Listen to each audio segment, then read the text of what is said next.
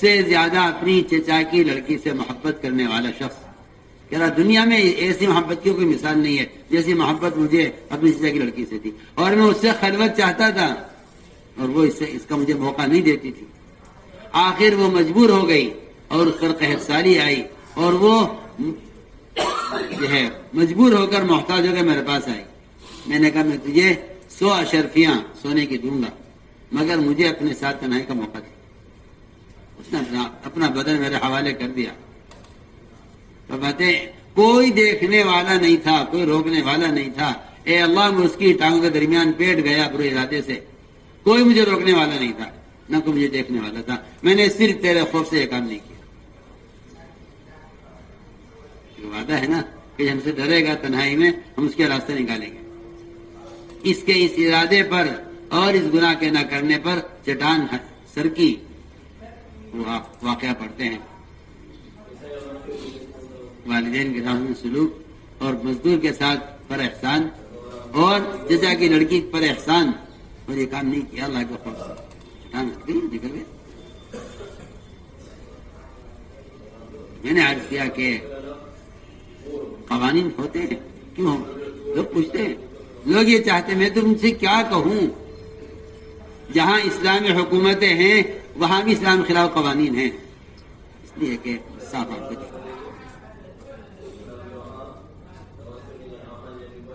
اسلام ہر شخص سے اپنی اس کی ذات سے متعلق۔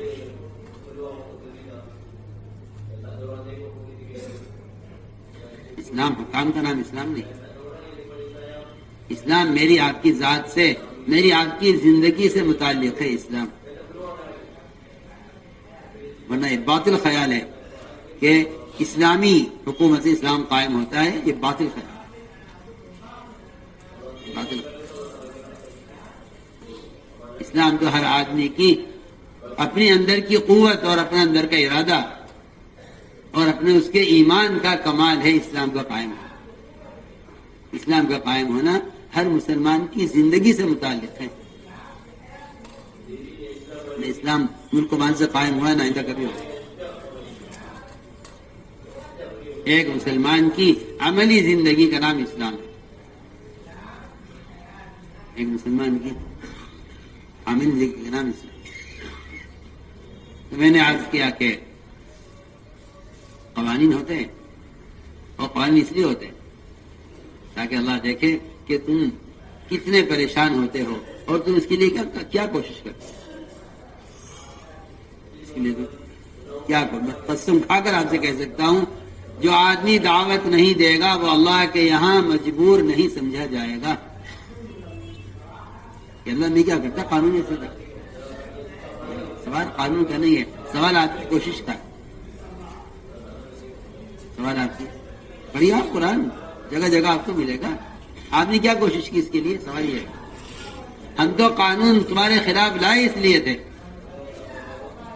ہم تو قانون تمہارے خلاف لائے اس لیے تھے تاکہ ہم یہ دیکھیں کہ تمہارے اندر دین کی طلب کتنی ہے۔ مگر تم تو اپنے پڑوسی دوست کے طریقے کو نہیں چھوڑ سکتے سنت کے مقابلے میں، تم تو اپنے والدین کا طریقہ نہیں چھوڑ سکتے سنت کے مقابلے میں۔ قرآن نے صاف کہہ دیا کہ اگر تمہیں اپنے دوستوں کا، اپنے والدین کا، اپنے گھر والوں کا، اپنے قبیلے کے طریقے نبی کے طریقے سے زیادہ محبوب ہے تو تم فاسق ہو۔ قرآن کہہ رہا، سیدھی بات ہے۔ اگر تمہیں ایک سنت کے مقابلے میں اپنے دوست کا لباس، اپنے دوست کا طریقہ تمہیں پسند ہے تو تم فاسق ہو۔ قرآن کا اعلان ہے۔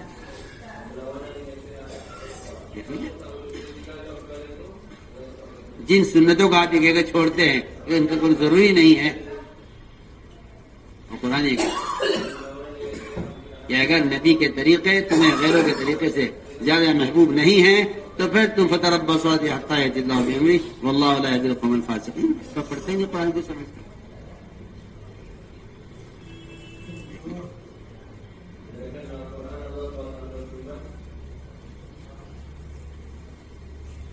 اس لیے میں تو صاف کر رہا ہوں کہ اگر مسلمان اپنے اسلام کو ظاہر نہیں کرتا تو اسلام کو چھپانا فسق ہے، اسلام کو چھپانے والا فاسق ہے۔ اسلام اس بننے والا وہ صحیح کرو. وہ زمانہ گیا جب اسلام چھپایا جاتا, وہ زمانہ ختم ہو گیا. اسلام کو ظاہر کرو. اسلام کو ظاہر کرنے کی وجہ سے عمر رضی اللہ تعالی عنہ نے حائضہ عورتوں کو بھی عید کی نماز میں آنے کا حکم دیا تھا, چاہے نماز نہیں پڑھا مگر عیدگاہ ہے. ہاں صاحب حائضہ عورتیں تاکہ پتہ چلے کہ مسلمان ہی ہے نماز کا. عید کی نماز کوئی فرض بھی نہیں ہے اور عورت پر نہیں ہے. اور پھر حائضہ عورت عید کی نماز جو فرض نہیں ہے پھر عورتوں پر نہیں ہے, پھر حائضہ عورت پر تو بالکل بھی نماز نہ نفل نہ فرض ہے. کیوں؟ تاکہ مسلمانوں کی اجتماعیت نظر آئے کہ ہاں مسلمان ہی ہے. سب ملک کو خط دکھا تو بڑھنے کہ حائضہ عورتیں عیدگاہ پہنچے چاہے نماز نہ پڑھے.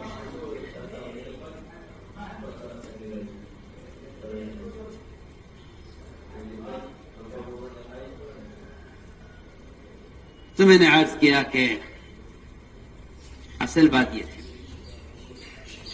کہ سوال اس بات کا ہے کہ آپ کے اندر ایمان اگر ہے تو آپ تنہائی میں اللہ سے کتنا ڈرتے ہیں, آپ تنہائی میں اللہ سے کتنا ڈرتے ہیں, اور اگر ایمان ہے تو آپ تنہائی میں اللہ سے کتنا شرماتے ہیں. میں نے صاف طور پر کرتا ہوں کہ کسی گناہ کے کرنے میں مخلوق سے شرمانا یہ ایمان کے ختم ہونے کی علامت ہے. گناہ کرنے میں مخلوق سے شرمانا یہ تو ایمان کے ختم ہونے کی علامت ہے. آپ اسے ایمان کے وجود کی علامت سمجھتے ہیں کہ آدمی گناہ کرتے ہیں مخلوق سے شرمائے. آپ سمجھتے ہیں یہ ایمان کا تقاضا ہے. نہیں, یہ ایمان کا تقاضا نہیں ہے, یہ ایمان کے ختم ہونے کی علامت ہے کہ آپ اب خالق سے شرمانے کے بجائے گناہ کرنے میں مخلوق سے شرمانے لگے ہیں. یہ بات کی علامت ہے. اس بات کی علامت ہے کہ اب آپ کے دل میں خالق کا تاثر نہیں ہے, مخلوق کا تاثر ہے کہ آپ گناہ کرنے میں مخلوق سے شرما رہے ہیں. آپ گناہ کرنے میں مخلوق سے شرما رہے ہیں. جو آدمی گناہ کرنے میں مخلوق سے شرما رہا ہے اس کی حیا میں اخلاص نہیں ہے. اس طرح گناہ کرنے میں مخلوق سے شرمانے والے کے تقوی میں اخلاص نہیں ہے, اس طرح اس کی حیا میں بھی اخلاص نہیں. میں نے عرض کیا کہ پہلا وعدہ تقوی پر یہ ہے کہ تقوی اختیار کرے گا ہم اس کے نکلنے کا راستہ بنائیں گے. یوسف علیہ السلام دروازے بند ہونے کے باوجود اٹھ کر بھاگے. یہ نہیں کہ دروازے بند ہیں نعوذ باللہ ہم تو مجبوراً کیا کریں. بے شمار گناہ ایسے ہیں میں اور آپ ان گناہوں کو اس لیے کر گزرتے ہیں کہ قانون ایسا ہے. کیا اللہ پکڑ کریں گے؟ اللہ پکڑ کریں گے نہیں. آپ یہ مت سمجھیے کہ قانون کی رعایت کی قانون کی وجہ سے ہماری رعایت کریں گے نہیں.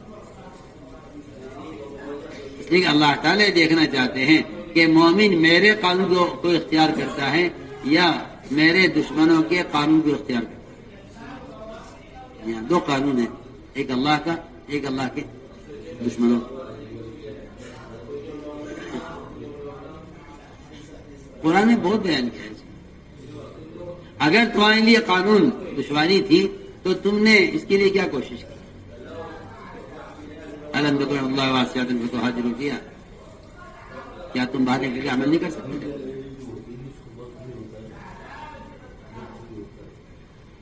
تو میرے بزرگوں دوستوں عزیزوں میں نے ایک بات عرض کی کہ پہلا وعدہ تقوی پر یہ ہے کہ ہم نکلنے کا راستہ بنائیں. نکلنے کا جہاں یوسف علیہ السلام دروازے پر آتے تھے ان کے پہنچنے سے پہلے دروازہ کھل جایا کرتا, حالانکہ سب میں تالے لگے ہوئے تھے, سب میں کنڈیاں لگی ہوئی تھی. ایک وعدہ یہ ہے. دوسرا وعدہ یہ ہے کہ ہم ان کو رزق ایسے راستے سے دیں گے کہ جہاں ان کا خیال گمان بھی نہیں پہنچے. وہاں خیال نہیں پہنچے گا، ہم وہاں سے ان کو رزق دیں. یہ دوسرا وعدہ ہے، وَيَرْزُقْهُ مِنْ حَيْثُ لَا يَحْتَسِبُ. ہم جس وہاں سے دیں گے جہاں ان کو گمان خیال بھی نہیں پہنچے. عوف بن مالک رضی اللہ تعالی عنہ مشرکین کی قید میں تھے اور تانت سے بدے ہوئے تھے. تانت ایک بڑا مضبوط جامع کی رگ کو سکھا کر بنایا جاتا ہے، جو نہ کٹتا ہے نہ ٹوٹتا ہے، اس سے بنے ہوئے. اور اتنا عرصہ ان کو گزر گیا تھا کہ ان کے والدین ان کی رہائی سے مایوس ہو گئے تھے. عرض کیا کہ رسول اللہ عوف،